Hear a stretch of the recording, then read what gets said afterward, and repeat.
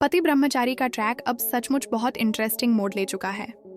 जिस घर में ईशा ने कदम रखा था वहां उसकी जगह हमेशा ही सवालों के घेरे में रही। ताइमा को तो शुरू से ही ईशा से चिढ़ थी।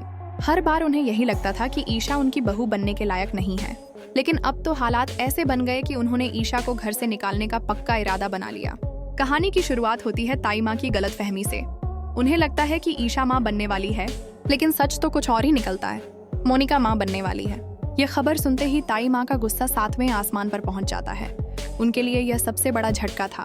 गुस्से से भरी ताई माँ पूरे घर के सामने ईशा को ताने देती हैं और कहती हैं, ईशा, अब इस घर में तुम्हारी कोई जगह नहीं है। तुमने इस घर का मान सम्मान मिट्टी में मिलाने का काम किया है। आज से तुम इस चौखट के अंदर कदम नहीं रखोगी। सामान बांधो और निकल जाओ। ईशा स्तब्ध रह जाती है।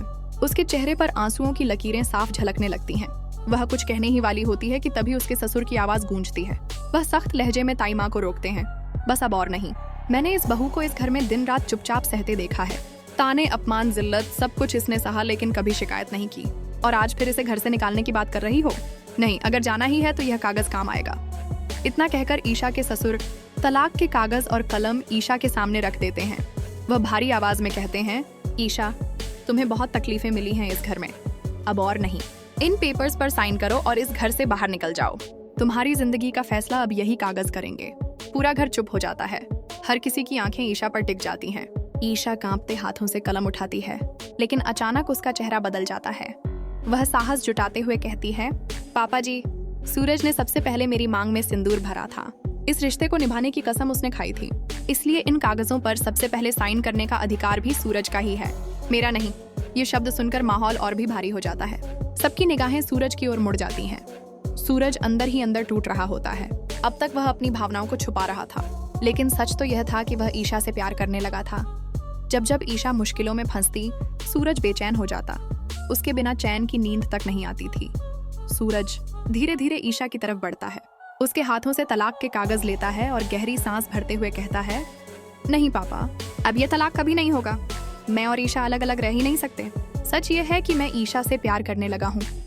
जब भी ईशा पर कोई मुसीबत आती है, मेरा दिल बेचैन हो उठता है।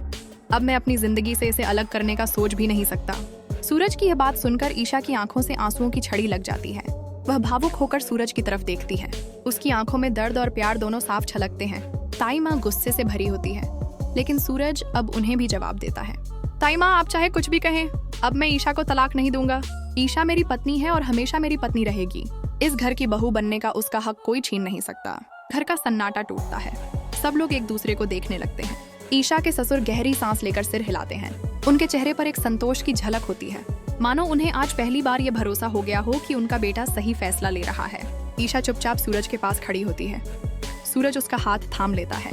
फिलहाल इस एपिसोड में बस इतना ही। मिलते हैं अपने ही किसी नेक्स्ट एपिसोड में। तब तक वीडियो को लाइक करके चैनल को सब्सक्राइब जरूर कर दें।